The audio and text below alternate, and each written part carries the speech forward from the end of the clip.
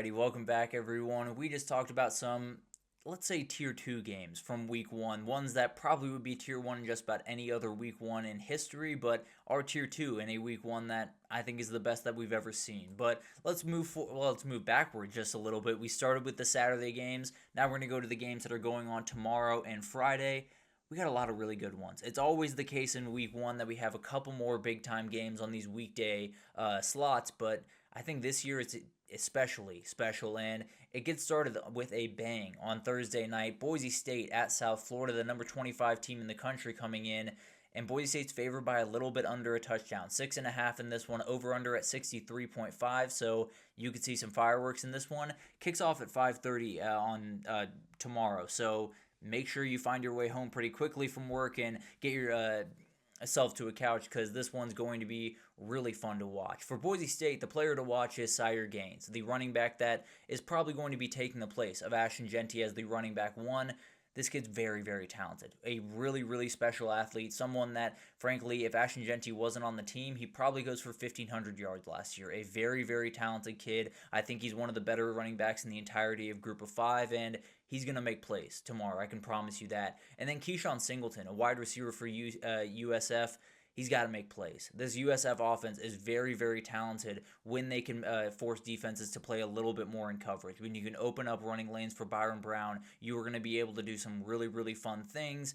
Can only really do that if you find a way to get down the field. So Jaden Alexis, Keyshawn Singleton, a couple other guys on that in that wide receiver room just have to make plays, and then Byrum Brown will take care of the rest of it. But this is as impactful of a game on the CFP races really anyone this week. Obviously, there are some more high-profile matchups, but both these teams are in the mix for a Group of 5 spot. South Florida, with a win in this one, would maybe vault themselves up to the best odds to be a Group of 5 team that makes a run in this one. But at the end of the day, I think South Florida probably needs it more in the grand scheme of things. Boise State has a setup where they can pretty much run the table the rest of the way. For South Florida, they're staring down Florida and Miami in the next couple of weeks, and it would be really tough to start 0-3 and then be staring down maybe another disappointing season for Alex Golish and company. But Boise State doesn't need it as much, does take away their margin for error, and they got to be a little bit careful with that. Obviously, something that had happened against Oregon last year, to be totally fair, but definitely had to walk a little bit of a tightrope towards the end of the season last year, and want to avoid that as best you can. Boise State has really, really talented players on the outside. I do think the run game takes a minor step back without Ashton Jeanty. I don't think it's as big of a step back as some might expect, but Chris Marshall, Latrell Caples on the outside end, Maddox Madsen back kind of calling the plays as the quarterback, and much more confident at the end of the season than he was at the beginning. I expect him to continue to grow, and it's going to be a very scary Boise State offense because of that. Byrum Brown had some injury troubles last year. If he is fully healthy, he can make some plays on the ground. I think there's going to be big plays to be had in this game, both from the running back and the quarterback position. I think it's going to be a really fun back and forth and crazy game in the Group of 5 to kind of start this weekend. I think Boise State ekes it out, 31-30. I think this one's going to be really, really fun. I think Jaden Virgin Morgan makes one big-time play for Boise State in this one, whether it's a strip sack or a big-time sack on third down, that totally changes this game. Boise State sneaks out of South Florida with a big-time win and moves back up to Boise and probably goes to work in the Mountain West the rest of the way. But this is a very, very good matchup, an incredible one to get our weekend started, and I think it's going to be down to the wire. Nebraska goes on the road to Cincy, and they're favored by a touchdown in this one. Over-under at 54.5. This one's Thursday night, so Thursday at 9 p.m. It's going to be really fun. I cannot wait for this one. A couple of players to watch. Neziah Hunter coming in from, I believe, Cal to Nebraska at wide receiver. Very talented kid. Someone that when you have Dane Key on one side, you have Neziah Hunter on the other, you can do a lot of special things with your pass game, especially if Dylan Weidl can hit the right buttons. And then for Cincy, Dante Corleone is one of the best defensive linemen in the entire country. He will be one of the top picks in the NFL draft next spring, and he is a guy that just raises their level of play and raises their floor and ceiling a considerable amount, and gives them the ability to kind of stop a Nebraska team that, let's be honest, has the advantage when it comes to size and ability and talent level. Nebraska's going to win this matchup in a lot of different ways. But when you have a Dante Corleone that can totally just blow up every run lane that you want, things get a little bit more interesting in a hurry. But Brendan Sorsby is an experienced quarterback on the other side for the Bearcats. Love Evan Pryor at the running back position. Really, really good player that I think is going to make big time effects on this team. And then Cyrus Allen is a very interesting player. Was at A&M a year ago and had some injuries. Didn't quite get the play that he wanted out of himself, but is a very talented player and a speedster that can make some big time plays. Nebraska wants to see Dylan Raiola roll in there and dominate. There's no doubt about that. Cincy has the defense to make that thing a little bit tough for him, but I do think the wide receiver room additions in Dane Key and Isaiah Hunter will look the part. I think Nebraska wins this one 27-14. Frankly, I think it's probably a little bit bigger of a gap than that number even shows. I think Nebraska is going to be a good team this year. I think they're walking into this one knowing that if they win it, they could go on a very, very nice run and be walking in 6-0, 7-0, maybe into some of these big games at Penn State or Ohio State. Going to be a huge, huge matchup for Nebraska. If they start on the wrong foot, this thing could go bad in a hurry. Auburn at Baylor, a game that Auburn fans would have you convinced that they have already won. But Auburn's favored by 2.5 on this one on the road. Over-under at 57.5. This one's Friday at 8 p.m. Going to be awesome. Obviously, players to watch, Eric Singleton coming in from Georgia Tech to Auburn, going to add some dynamics to that wide receiver room. Cam Coleman's still the guy. He's still the best wide receiver in that room as far as I'm concerned, but Eric Singleton running the underneath while you have Cam Coleman one-on-one over top is not too bad of an offense in a number of different ways. On the other side, Bryson Washington is a player that I think is going to be huge for Baylor. You just lost your other guy on that group that is going to be huge in the run game. Bryson Washington has to step up. There's no doubt about that. He's got to be a big-time player in this game, and with Sawyer Robinson hopefully helping him out a little bit in the run game, that will be a little bit easier, but again, you probably don't want Sawyer Robertson running out there with Auburn defenders kind of bearing down on him. So we'll see how that develops. Obviously something to watch, but you're going to need a lot from that running back room, especially to kind of slow down this game and take a little bit of wind out of Auburn's offensive sails. But Baylor's offense, let's talk about here for a second.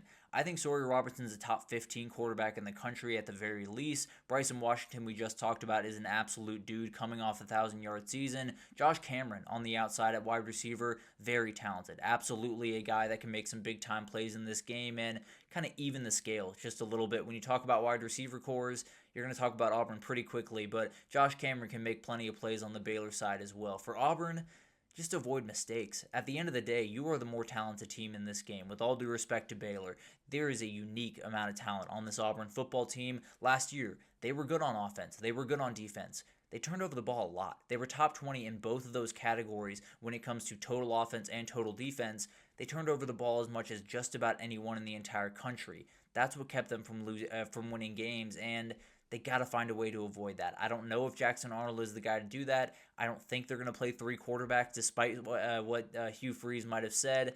I think it's going to be a little bit of a weird game. I don't think it's going to be perfect by any means.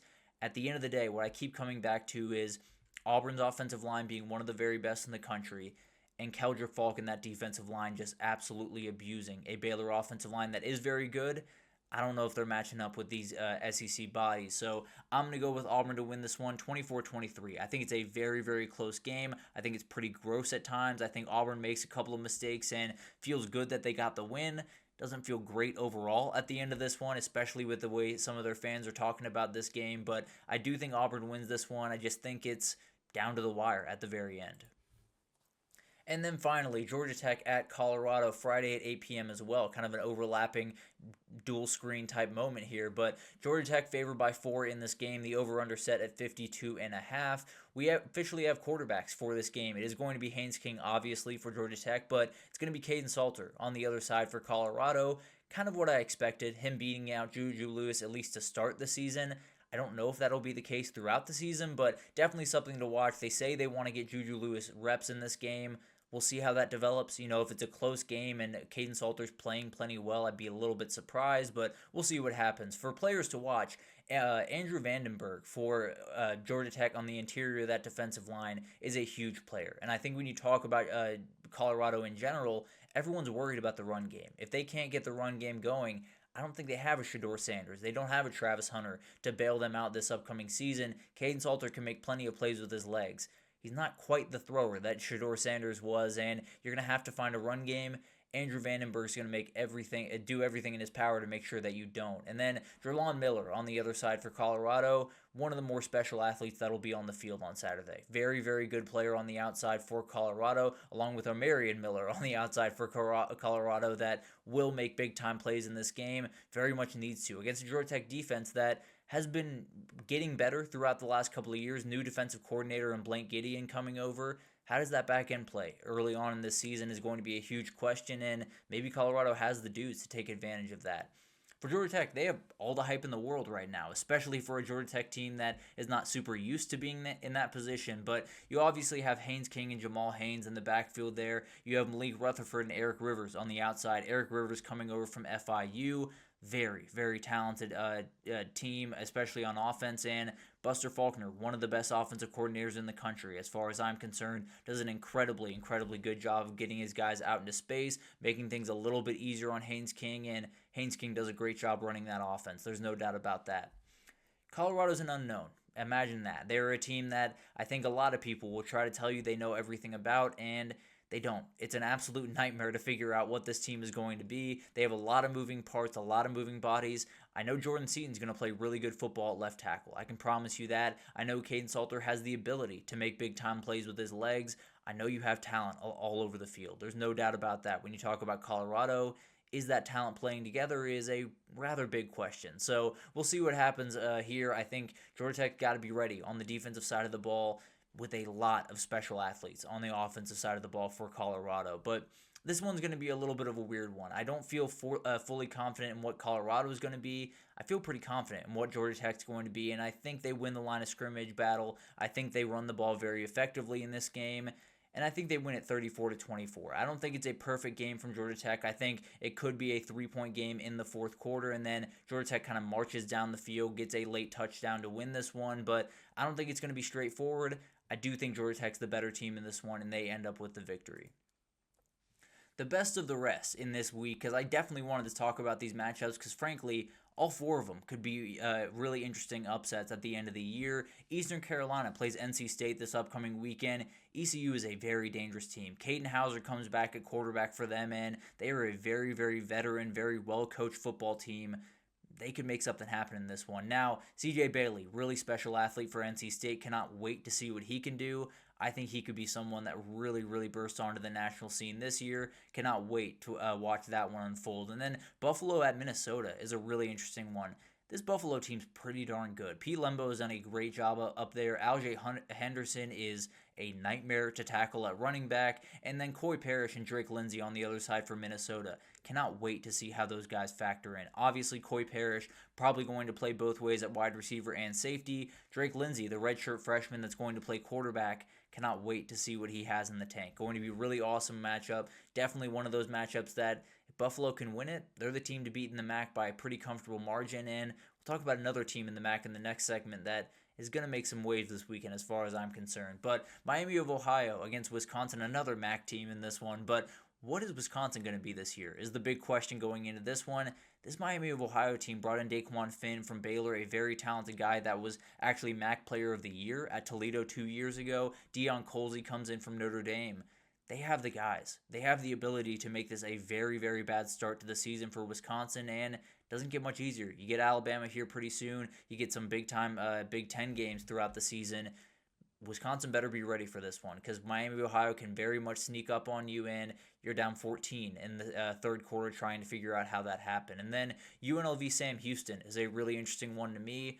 If that UNLV team looks like how they looked in week 0, Sam Houston is a very dangerous team. Hunter Watson can make some big-time plays with his legs, and this UNLV team could have to score 40 points again to win a ball game. That'll be really interesting to watch. That's definitely a game I'm watching very closely because if UNLV doesn't win it, they might be out of the CFP conversation very early on. If they can find a way to right the ship and make everything look the part, maybe they're the favorite to go to the CFP after this weekend. But some really fun games on Thursday and Friday, obviously kind of led by that Auburn-Baylor game. and that Georgia Tech Colorado game, but cannot wait for Boise State South Florida. I think that is a huge game with massive CFP implications. But we'll get into all that as it unfolds. Obviously, we will cover those on Monday, or actually on Friday. We'll talk about Boise State South Florida and get into all the craziness that I'm sure is going to happen tomorrow. But let's take our last break here. When we come back, we got some superlatives for the week. I'll give you my best matchup as I see it, the best quarterback matchup,